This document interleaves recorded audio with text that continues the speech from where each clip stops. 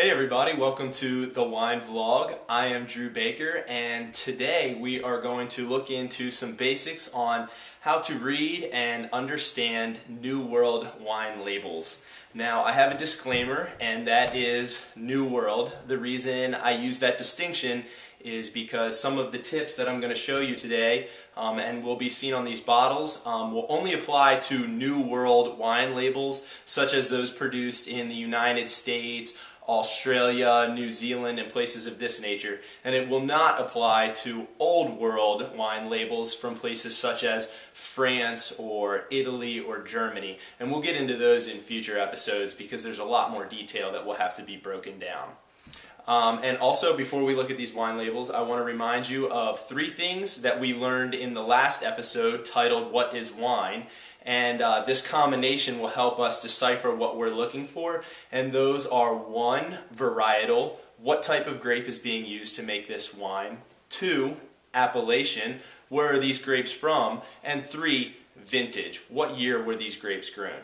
So without further ado, we'll look at our first bottle of wine here. And we can see that it is made by Serpent Ridge Vineyards. That is going to be the producer. And then next we can look here that it is a Vintners Cabernet. So this is going to be the varietal, the type of grapes being used. And we can flip it over and see that this is a blend of Cabernets. It is 65% Cabernet Sauvignon and 35% Cabernet Franc.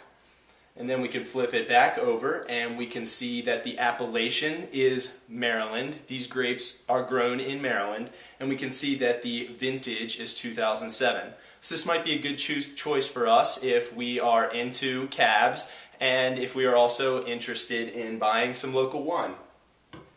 Next here we have a wine that is produced by Folie à Deux, and the name of this blend is called Ménage à Trois. And if we flip it over, we can see why it's named that. And that's because it is a blend of 3 varietals, and these varietals are Zinfandel, Merlot, and Cabernet Sauvignon.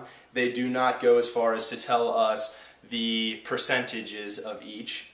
And then if we flip it back over, we can see that this is a California wine made in the Napa Valley. So there's our region. And we can see that it's a 2008. So that is the vintage that we're dealing with. And last but not least, we have a wine produced by Rosemount. And we can see that this is produced at the Rosemount Estate in Australia. And the blend is a Shiraz. Shiraz is the name that they use for this grape in Australia. In other places like the United States and in Europe, they call this same grape Syrah, just an alternate name for the grape. And we can see that it is a 2007 blend. So now that we know what we're looking for, basics on these simple wine labels, the other pieces of advice that I would have for you is 1, taste wine and know what you like.